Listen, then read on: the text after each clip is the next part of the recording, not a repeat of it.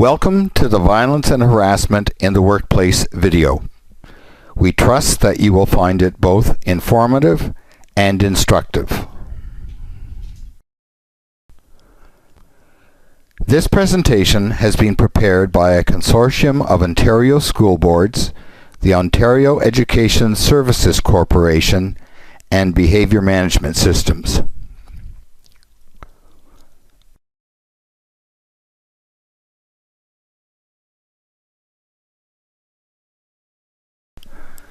We all share the goal of making our workplace safe and healthy.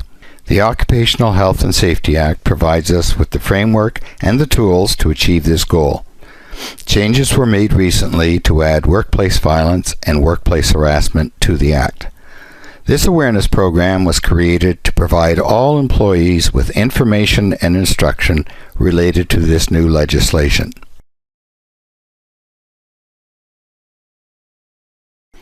In this presentation, you will learn the definition of workplace violence and workplace harassment. We will review common sources of these incidents in the education sector and discuss some simple prevention and control strategies. The Board is committed to providing a working and learning environment that is respectful and safe for all. Violence and harassment in the workplace are unacceptable and will not be tolerated.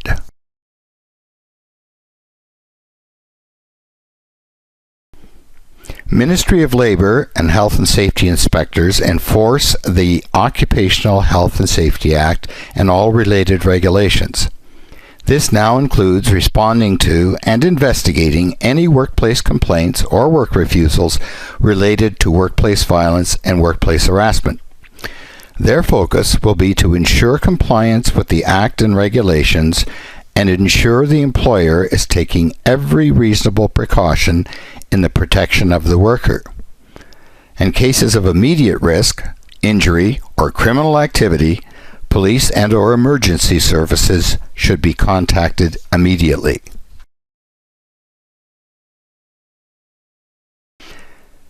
Other legislation that applies to schools includes, but is not limited to, the following examples: the Education Act, Safe Schools Act, or Bill 157, Child and Family Services Act, Youth Criminal Justice Act, Freedom of Information and Protection of Privacy Act, Ontario Human Rights Code, Workplace Safety and Insurance Act, and the Criminal Code of Canada.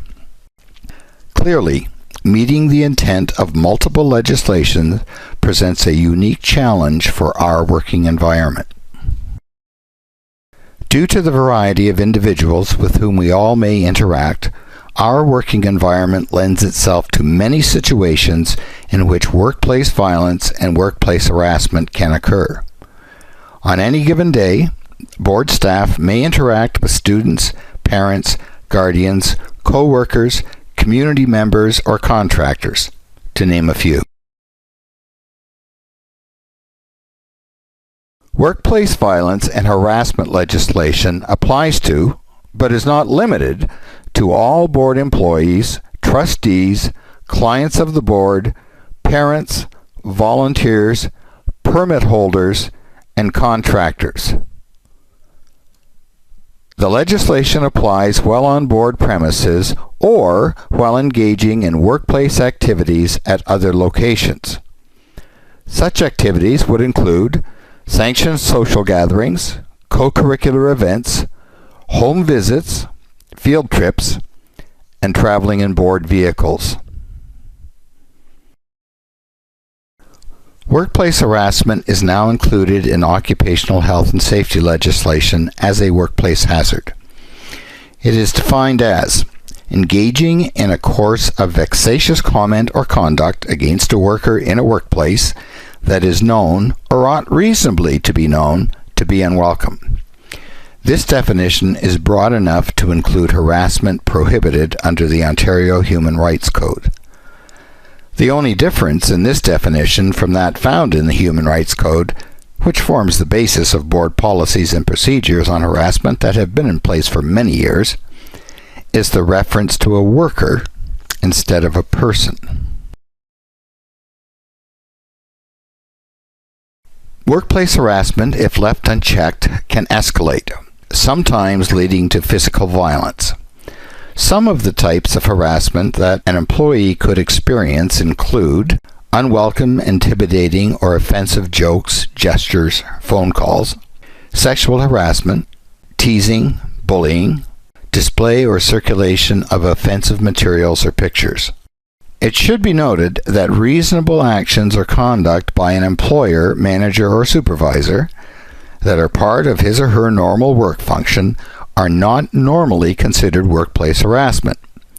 This is the case even if there are unpleasant consequences for an employee. Examples could include changes in work assignments, scheduling, job assessment and evaluation, workplace inspections, implementation of dress codes, and disciplinary action.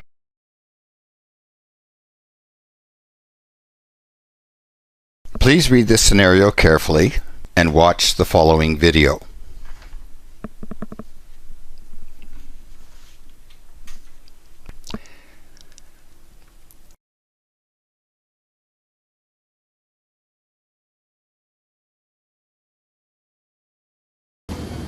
Hey, Sally. You're looking good as usual. Drew, I told you a number of times that those comments make me feel really uncomfortable. You have to stop it. But Sally, your clothes show off what great shape you're in.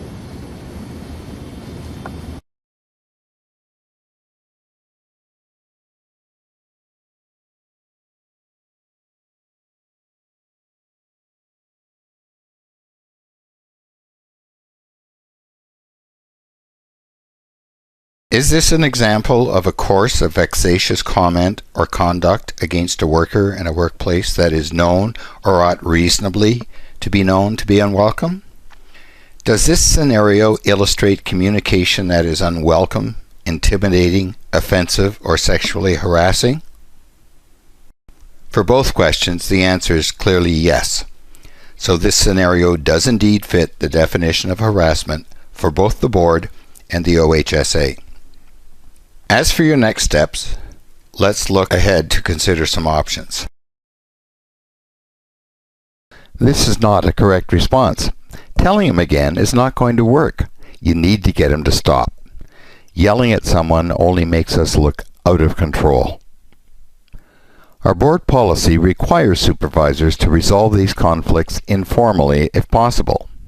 This should be your next step. Our workplace harassment policy allows for the filing of a formal complaint, but you should consult your supervisor first. D is incorrect because it includes choice A, which we've already eliminated. So, the best choices to illustrate your next two steps in order are: ask your supervisor to resolve the matter informally. If that does not stop the unwelcome comments, go ahead and file a formal complaint. Workplace violence is now included in occupational health and safety legislation as a workplace hazard. It is defined in three ways: the exercise of physical force by a person against a worker in a workplace that causes or could cause physical injury to the worker; the attempt to exercise physical force against a worker in a workplace that could cause physical injury to the worker; or a statement or behavior that a worker could reasonably interpret as a threat to exercise physical force against the worker in a workplace that could cause physical injury to the worker. Examples of workplace violence can include, but are not limited to, verbally threatening to attack an employee, leaving threatening notes at or sending threatening emails to a workplace, shaking a fist in an employee's face, wielding a weapon in the workplace, hitting or trying to hit an employee, throwing an object at an employee, kicking a ladder that someone is standing on, sexual violence against an employee. It should be noted that accidental situations, such as tripping over something and then pushing or bumping someone, are not considered workplace violence. This chart serves to illustrate many situations that could lead to violence in the workplace. Think about which of these circumstances you may experience in your job and the steps you could take to minimize the risk of encountering violence. For example, if you have to handle large amounts of cash, perhaps during a fundraising activity, do so in a reasonably secure setting, preferably with other co-workers nearby.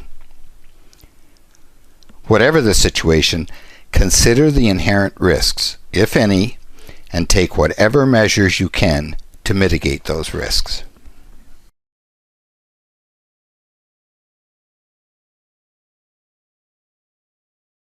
Please read this slide carefully. 2 points come clear. 1. Domestic violence is not limited to spousal conflicts. And 2.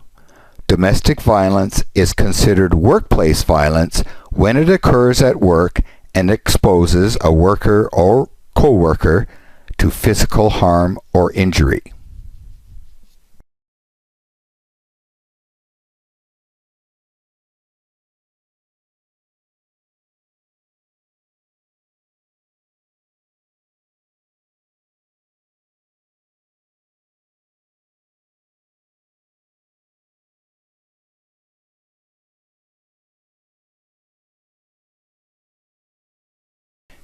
The Occupational Health and Safety Act places an onus on you, as an employee, to report workplace violence to your supervisor.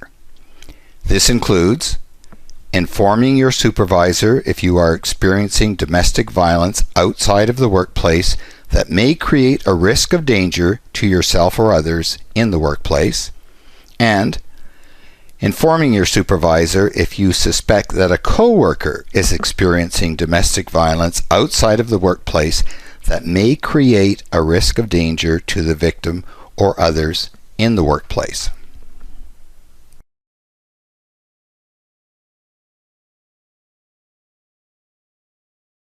An employer must take every precaution reasonable in the circumstances for the protection of workers when they are aware, or reasonably ought to be aware, that domestic violence may occur in the workplace which would likely expose workers to physical injury. The employer will work closely with the targeted worker to develop reasonable precautions to address the situation, while at the same time attempting to respect the sensitivity of the issue and the worker's right to privacy. Let's look at a scenario that illustrates the potential for domestic violence in the workplace. A co-worker has recently separated from her physically abusive husband. In the past, he has threatened to harm her if she ever left him and to harm anyone who tried to protect or help her. Although it was very uncomfortable for her, your co-worker has confided to the supervisor that she is frightened of her husband and reported his threats. The supervisor has informed other staff members, including you, who may be at risk. One day, without warning, this co-worker's husband appears at your workplace demanding to see her. You are the person he confronts with this demand. Have a look at the following video and think about what you should do.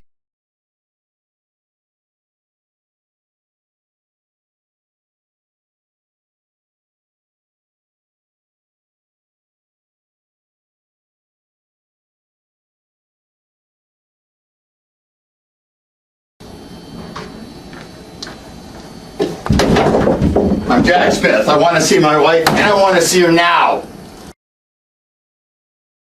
Let's examine the options. Asking him to be seated while you get someone to help him is an excellent initial step. It acknowledges his demand and may give you some breathing room. Escorting him to her workstation would obviously be a poor idea and would leave your co-worker at risk. Calling the supervisor is a good idea. It's just a matter of when. Telling him to get out may seem like a good idea, but is very confrontational and would likely serve to escalate the situation. Emergency procedures may well be necessary, but not at the outset, since an emergency does not yet exist. So option F then seems to be the best approach. You invite him to sit while you get someone to assist him, proceed to call the supervisor, and initiate emergency measures only if the situation goes off the rails. Of course, you may go directly from asking him to be seated to initiating emergency procedures if he does not comply, and go storming into the building looking for his estranged spouse.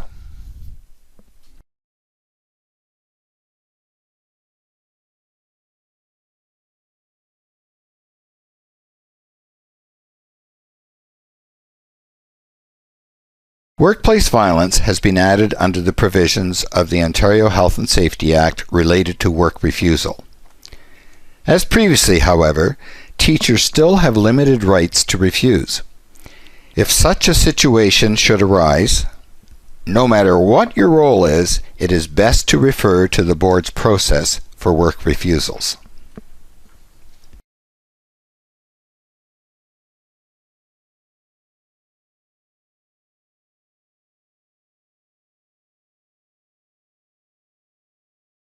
The educational sector presents many inherent workplace violence risks. These inherent risks, highlighted earlier, present many challenges for staff at all levels of the organization. Caretaking staff working alone during the evening, staff working in schools located in high crime areas, staff working with students with violent histories. These situations are examples of potential risks for workers that the board must consider when conducting a risk assessment. It is incumbent on the board to assess all risks of violence in the workplace, share the results of the assessment with the Joint Health and Safety Committee, and take all reasonable steps in the circumstances to prevent violence in the workplace.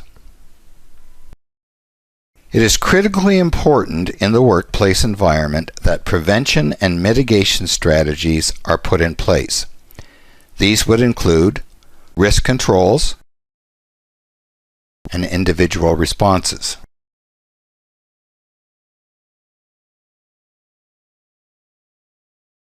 As illustrated here, the board's risk control process can be broken down into three main categories: pre-contact control, contact control, and post-contact control.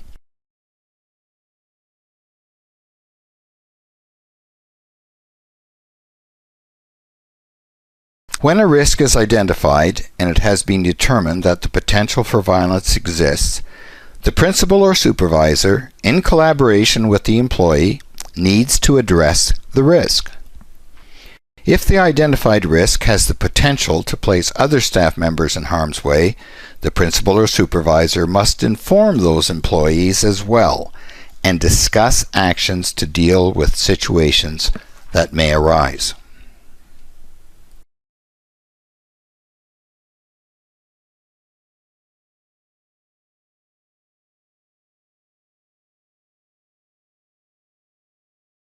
As an example of pre-contact controls, principals and supervisors must provide employees with information related to a risk of workplace violence from a person with a history of violent behavior, including students. This duty is limited and applies only when the employee will encounter the person in the course of their employment and the risk of workplace violence is likely to expose the employee to physical injury. Employers must not, however, disclose more information than is reasonably necessary for the protection of workers. All employees who work where a potential risk has been identified must have the means to summon immediate assistance. Depending on the nature, location, and level of risk, these means may include, but aren't limited to, the capability to summon immediate assistance from your supervisor, a coworker, or other employees, a way to quickly engage the site emergency response team, and easy access to community assistance through 911.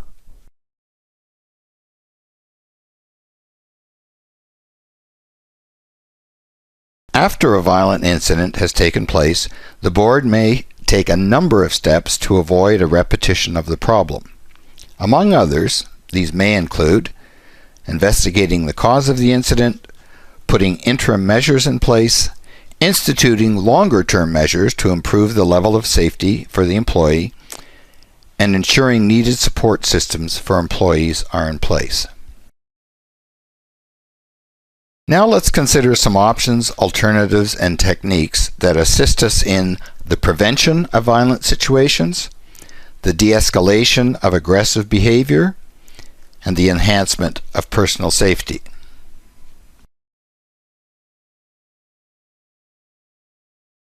Many potentially violent situations can be avoided if care is taken with the planning and organization of the physical workspace. Clear sight lines enable co-workers to see if you are in a threatening situation. Personal protective equipment refers to items available for classroom staff working with volatile students. And potential weapons refer to common items found in a workspace or classroom, such as books, staplers, pencils, scissors, chairs, computers, that could be thrown, used to cut, poke, or stab, and so on.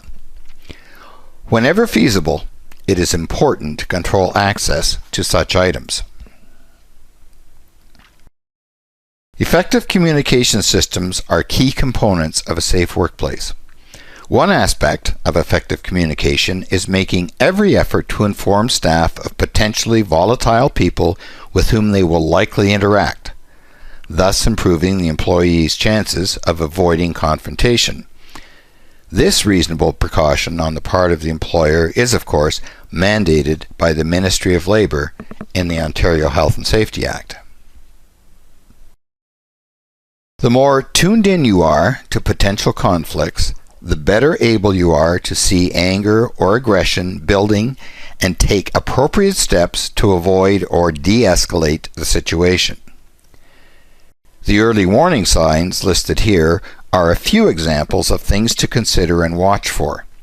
They may give you a heads up that an individual is overwrought and potentially volatile. Consider the third point on this slide. If you are aware that a co-worker tends to react with anger or aggression when embarrassed, you are less likely to put yourself in the position of causing that co-worker embarrassment, which in turn reduces the risk of a potentially violent response. Risk factors are conditions that increase the likelihood of inappropriate or aggressive behavior due to anger, fear, depression, and so on. Knowledge of risk factors helps us in understanding behavior, avoiding conflicts, and working to create protective factors, which increase safety in the long run. We have all been in situations where we tailored our response to others in order to keep a positive atmosphere and minimize conflict.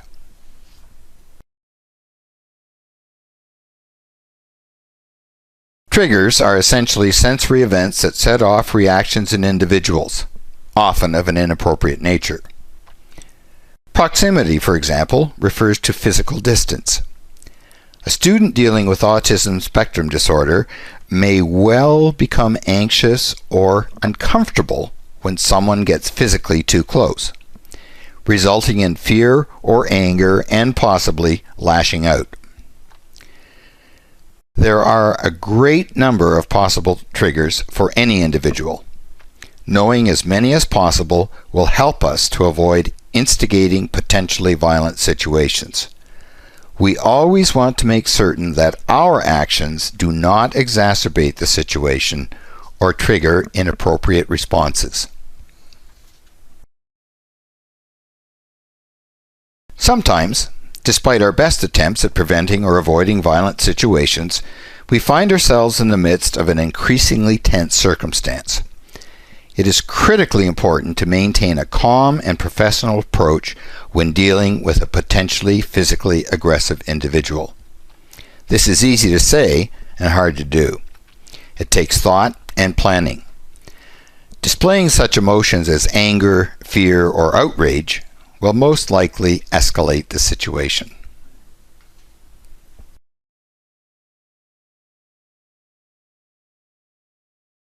Attempting to stay out of the reach of the hands or feet of an angry individual is common sense. Getting physically involved in a situation is always the absolute last resort and must be considered only when all else has failed. Attempts at de-escalation, calling for help, removing the target. No other options are open, and imminent danger exists.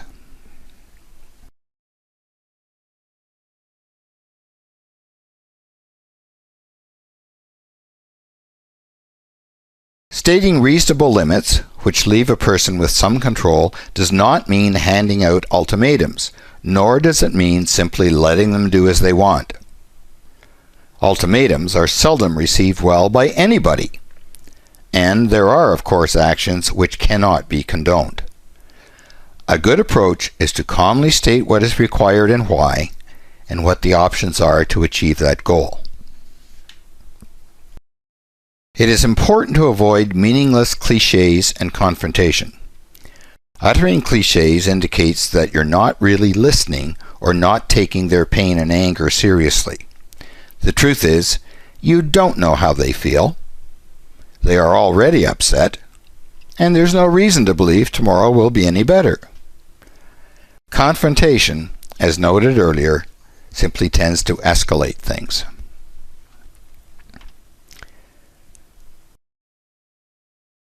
So once again, the keys are remaining calm and professional, not escalating the situation, showing that you hear their concerns and reasons for anger, and showing that you want to help resolve the situation.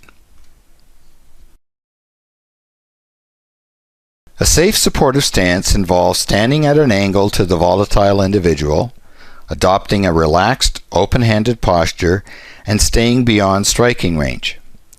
Besides the obvious safety factors in play, this type of stance makes it easier for you to move away or to employ other personal safety techniques, is much less threatening or confrontational than a head-on posture, and shows respect for the individual's personal space.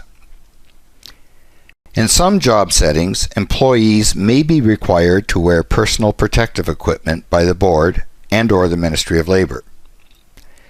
In-depth training and de-escalation techniques, as well as in personal safety and safe physical restraint or containment techniques, can be accessed through the board for those staff who require such training due to their working environments.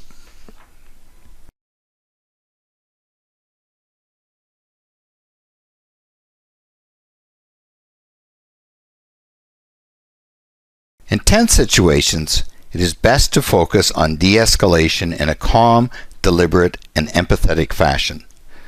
As adults and educators, we often feel that we need to take charge and do something.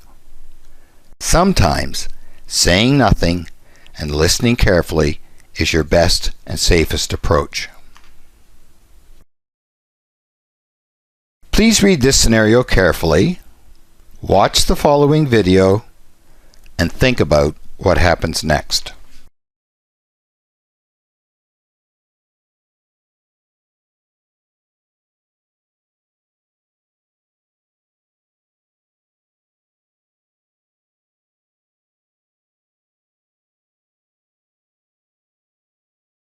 Mr. Morgan!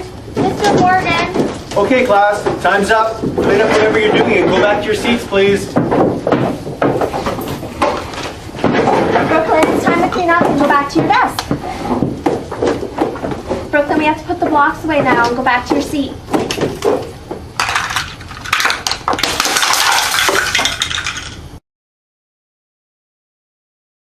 An early warning sign is something that can alert you to a state of agitation or volatility in an individual. In this case, the student's push of the EA, an act that is out of character, is a clear indicator that something is amiss.